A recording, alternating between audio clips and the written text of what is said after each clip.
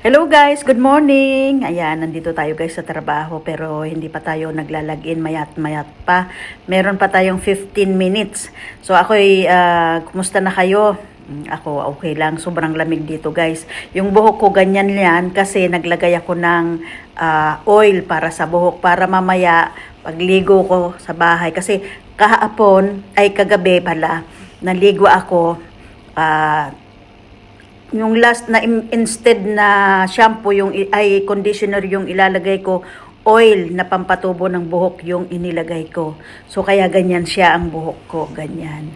So para mamaya maliligo ulit ako. So shampoo na lang ang aking ilalagay. Kasi kapag yung yung palagi kang nagsishampoo, palagi kang nagkukondisyon, nakakalagas ng buhok siya. Nakakalagas talaga siya ng buhok. At saka, may teknik ako dyan sa paglalagay ng conditioner.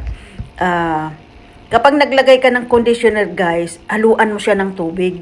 Sa mga taong naglalagas ang buhok, kapag nag-conditioner kayo, haluan nyo siya ng tubig. Kumuha kayo ng tabo, lagay nyo siya ng tubig, yung tamang-tama lang, tapos lagyan mo siya ng konting conditioner.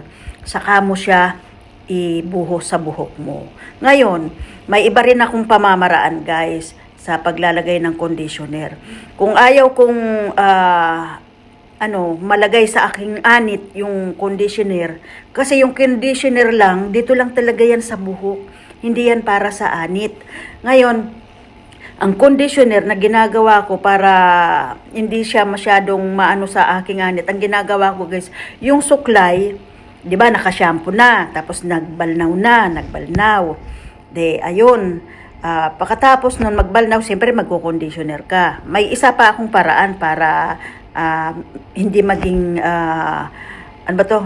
hindi masyadong yung anit ko sa conditioner. Ang ginagawa ko guys, pinapahiran ko yung suklay, yung malalaking ngipin ng suklay, pinapahiran ko siya ng conditioner, saka ko siya sinusuklay sa aking buhok.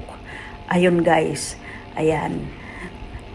Para hindi siya naglalagas yung buhok. Kasi kapag sobrang shampoo, sobrang conditioner yung ating buhok, ay nakakasira din siya ng buhok. Doon nagkakalagas, lalo na kapag yung tayo ay medyo nagkakaedad na, ganun. Yung ating humihina na rin, yung ating mga hibla ng mga buhok medyo pumapangit na rin. Kaya habang alagaan natin, maglagay tayo ng oil. Ganyan ako guys. O kaya meron naman pa akong isang pamamaraan, kapag nag-shampoo ako, nilalagyan ko siya ng kunting oil. Inahalo ko siya sa shampoo, tapos saka ko siya minamassage, tapos hindi na ako nagko-conditioner. Kaya ang buhok ko ganito kasi may langis yan. Imbis na conditioner, langis yung nilagay ko, tapos hinugasan ko. Kasi ang oil, kapag nilagay mo sa buhok mo at hindi mo sinabon, hindi yan basta-basta na natatanggal.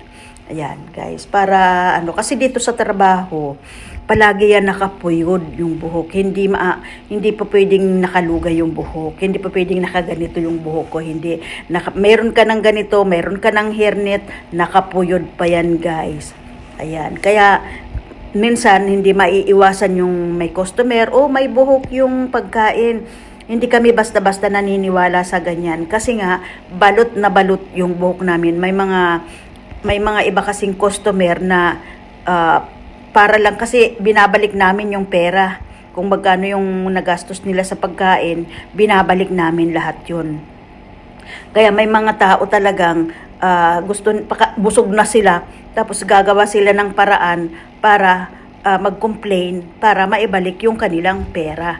So, pero hindi kami maniwalang may mga, tsaka hindi naman nila pinapakita yung kung anong klaseng buhok, kasi hindi naman nila mahuhulaan yung buhok ko.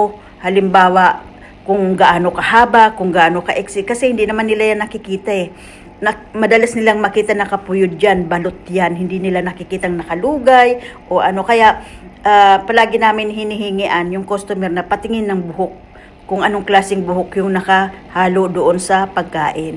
Pero hindi rin naman nila maipakita. Siguro, alam nila na, tignan nyo guys, madumi yung aking damit na talsikan yan kanina ng chocolate.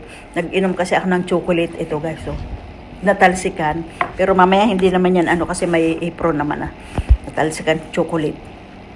So ayun, kaya balot na balot yung buhok, kaya medyo humihina yung ating buhok. Pero kaya para maalagaan natin yung ating buhok, wag masyadong anuhin yung anit natin sa shampoo, sa conditioner. Yan, lalagyan natin ng oil, yung oil, para magiging makapit siya.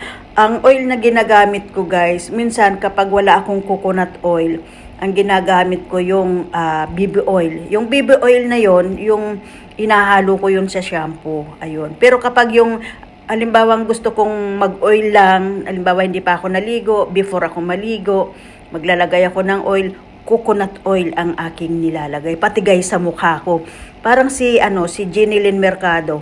Alam nyo guys, marami akong pikas sa totoo. Ay, hindi, pikas yung milasma ba? Milasma ba? Ang dami kong ginamit na mga product. Hindi talaga yun matanggal-tanggal. Pabalik siya ng pabalik-balik. Ngayon, nag-i-stick ako sa sa Nivea. Yung blue na Nivea guys. Nawawala. Tingnan mo. Wala ako guys, wala akong filter ngayon. Kaya makikita nyo yung dito. Dati ang lalim niyan. Pero mula nung gumamit ako ng Nivea na, yung blue na Nivea cream, ayan guys, nawawala yung aking, walang filter yan guys, makikita nyo yung mga kulubot, yung mga ganyan. Kasi yung kamay ko, siyempre, araw-araw sa tubig, yan, ganyan. Parang matanda na talaga, tingnan mo guys, yan. Tapos yung pikas ko, mayroon pa, pero ayan, ayan guys, pero konti na lang yan, konti na lang, medyo, na siya, lumalambot na. Dahil hiyang ako sa Nivea, yung blue cream na Nivea, hiyang ako doon. Kaya yun na yung palaging ginagamit ko. Hindi na ako gumagamit ng any product. Hindi na ako gumagamit. Kasi habang ginagamitan ko siya ng kung ano-anong product, lalo siyang nangingitim. Lalo talaga siyang nangingitim. So guys, hanggang dito na lang ang aking video. Maraming salamat po sa inyong lahat. At ayan, yung buhok ko ganyan siya kasi nga may oil. So ayun guys, yung aking beauty tips. Yan, kasi marami sa akin nagtatanong, anong ginagamit mo sa iyong buhok? Kahit yung boss ko dito nagtatanong, anong ginagamit mo sa buhok mo?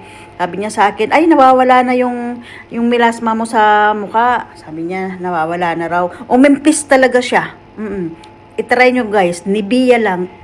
Isang product lang ang gamitin nyo sa mukha nyo. Kasi yung melasma kasi natin, iba-ibang klase kasi yan eh. Habang ginagamitan mo yan ng kung ano-anong chemical, palalim pala yan ng palalim. Oo, tapos yung hormones natin, hindi balance. Kaya ayan, kaya pabalik-balik. Pero ako, okay na rin. Kahit mayroon ako, pero hindi na siya katulad nung dating talagang ang itim. Ngayon, medyo umimpis na siya. Medyo umuko-iko na. Okay na. Tapos yung dito ko nawala na rin. Walang filter niya, walang filter. Nahiyang lang ako sa Nivea. I-try nyo rin. Guys, maraming salamat. See you on my next video. Bye-bye! So guys, hanggang dito na lang muna ang aking video. At maraming salamat po sa inyong lahat. Yung buhok ko parang, kung titingnan mo guys, parang dry na dry. Hindi, may oil kasi yan eh. Bukas na yan, straight na yan. Oo. Sinare ko lang kasi para sa mga, kasi pag nagkakaedad na kasi tayo guys, medyo yung buhok natin pumapangit na talaga. Yung yan, kaya yan, oil. Bukas, maayos na yan, hindi na yan ganyan. Kasi maraming oil, kapag maraming oil yung buhok, nagkakaganyan talaga siya. Parang, tingnan nyo. Tapos, natulog pa.